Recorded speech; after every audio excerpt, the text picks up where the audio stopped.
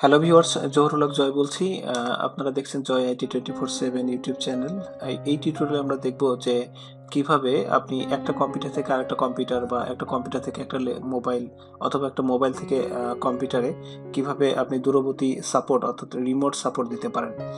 আপনার প্রিয় মানুষের ল্যাপটপ বা কম্পিউটারে যদি কখনো কাজ করতে হয় দূর থেকে, যেটা আপনি সামনাসামনি বসে কাজটি করতেন, ঠিক সেম কাজটি করতে পারবেন এবং এর জন্য আপনার আসলে রিমোট সাপোর্ট দিতে হবে। এই রিমোট সাপোর্ট কিভাবে দিতে হয়, কি সফটওয়্যার ব্যবহার করে এই কাজটি করা যায়, সেটা নিয়েই আজকে টিউটোরিয়াল। যারা নতুন তাদের জন্য উপকারী হবে, আর যারা জানেন তারা তো জানেনই। তো চলুন শুরু করি।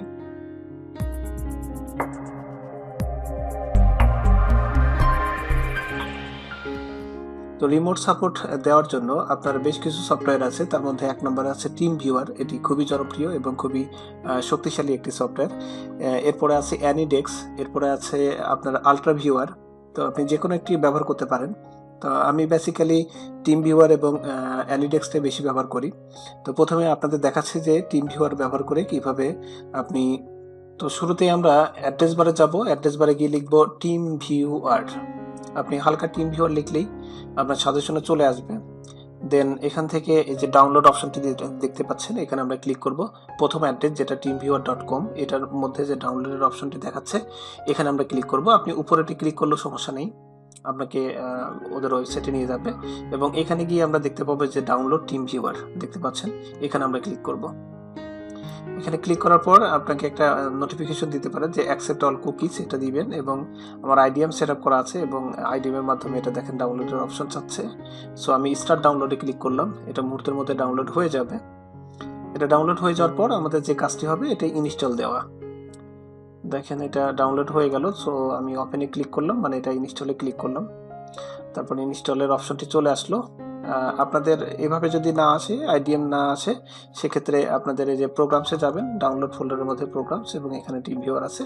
এটি রাইট ক্লিক করে আপনি ওপেন বা রান এজ অ্যাডমিনিস্ট্রেটর যেটাই করেন, অর্থাৎ ইনস্টল তো দিতেই পারেন। ওকে, ইনস্টল দেওয়ার সময় এখানে কয়েকটি অপশন আছে। এখানে ডিফল্ট ইনস্টলেশনই আমরা নিব, নিয়ে জাস্ট এখানে অ্যাকসেপ্ট নেক্সট এটাতে ক্লিক করব। ক্লিক করার পর দেখেন আপনাদের একটা অপশন দিবে যে আপনি কি ধরনের ইউজ করতে চাচ্ছেন। আমরা অবশ্যই পার্সোনাল ইউজ দিব। ওকে, যেটি বলছিলাম, এখানে কয়েকটি অপশন দিচ্ছে, এখান থেকে অবশ্যই আমরা পার্সোনাল ইউজ এই মাঝেরটি দিব। এবার আমরা ফিনিশ বাটনে ক্লিক করব। সো হয়ে গেল আমাদের TeamViewer সেটআপ। এখন আমরা ডেস্কটপে TeamViewer-এর যে আইকন দেখতে পাচ্ছি, TeamViewer সেটআপের পরে একটা জাস্ট ওয়েবসাইট জেনারেট হচ্ছে। এই ডেস্কটপে আইকনে যে TeamViewer, এটার উপর যদি আপনি ডাবল ক্লিক করেন তাহলে এই ধরনের একটি ইন্টারফেস দেখতে পাবেন এবং এই ইন্টারফেসে আপনার এই যে এইটা হচ্ছে আপনার ইউজার আইডি আর এইটা হচ্ছে আপনার পাসওয়ার্ড। সো এই ইউজার আইডি এবং পাসওয়ার্ড আপনি যদি কাউকে দেন তাহলে সে আপনার কম্পিউটারে ঢুকে যেতে পারবে। সে তাকে অবশ্যই যদি আপনার কম্পিউটারে অ্যাক্সেস নিতে হয় তাহলে তার কম্পিউটারেও কিন্তু এই TeamViewer সেটআপ থাকতে হবে, অথবা তার মোবাইলে এই TeamViewer যে অ্যাপস সেটি সেটআপ থাকতে হবে। এবং আপনি যদি তাকে ইউজার আইডি এবং পাসওয়ার্ড স্ক্রিনশট করে অথবা মোবাইলে অথবা মেসেজে অথবা মেসেঞ্জারের মাধ্যমে তাদেরকে প্রদান করেন তাহলে সেটি কিন্তু সে ব্যবহার করে আপনার কম্পিউটারের অ্যাক্সেস নিতে পারবে। এবং অ্যাক্সেস নিলে কীরকম চেহারা হয় এটি আমি একটু পরে আপনাকে দেখাচ্ছি। তো এখন কথা হচ্ছে যে এই পাসওয়ার্ডটি যদি একবার কেউ জেনে যায় তাহলে কি সারা জীবনই সে আপনার অ্যাক্সেস নিতে পারবে কিনা?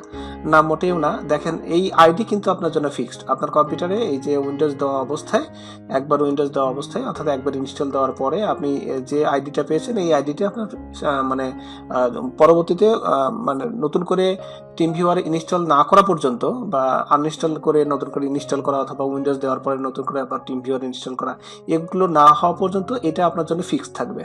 কিন্তু পাসওয়ার্ডটা র্যান্ডমলি চেঞ্জ হবে। কিভাবে র্যান্ডমলি চেঞ্জ হয়? আমি যদি এটা কেটে দিই, দেখেন এখানে 7, 8 আর লাস্টে মনে রাখেন এই পাসওয়ার্ডটা ছিল। আমি এটা কেটে দিলাম, কেটে দেওয়ার পরে এই ইন্টারফেস দিলে এটাও কেটে দিলাম।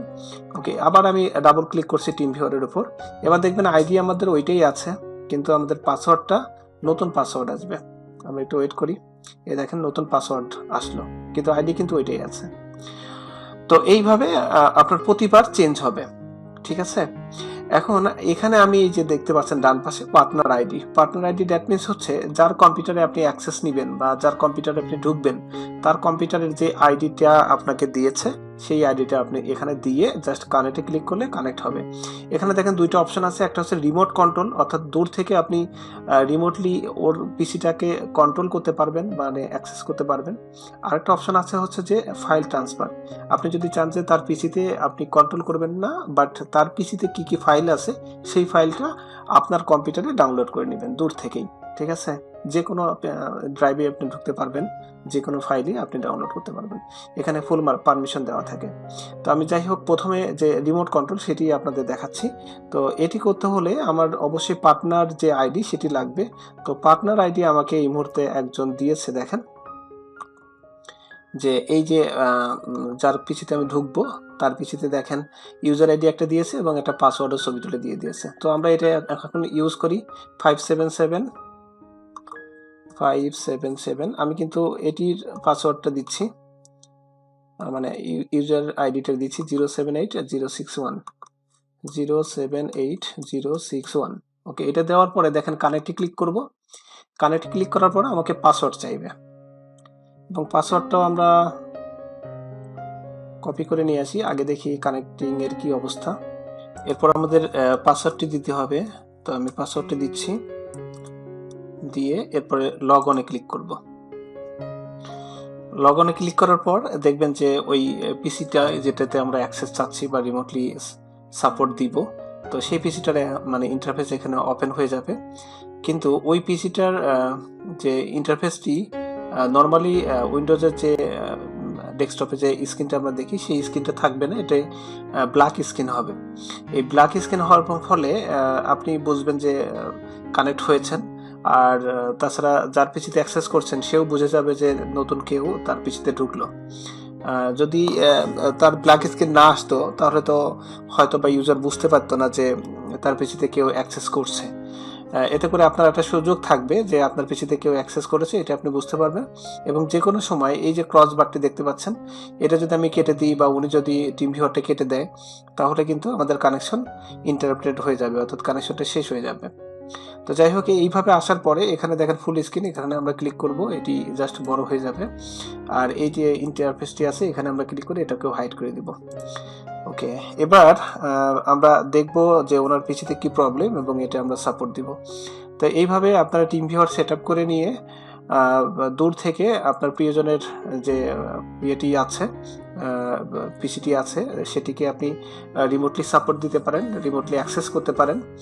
এবং আরেকটা অপশন যেটা দেখিয়েছিলাম যে ফাইল ট্রান্সফার, সেই অপশনটিতে যদি আপনি যান তাহলে আপনার মানে দূরের যে কম্পিউটারটি সেটির ফাইল ড্রাইভের অ্যাক্সেস আপনি পাবেন এবং যে কোনো ফাইল আপনি সেখান থেকে ট্রান্সফার করে আপনার কম্পিউটারে আনতে পারবেন।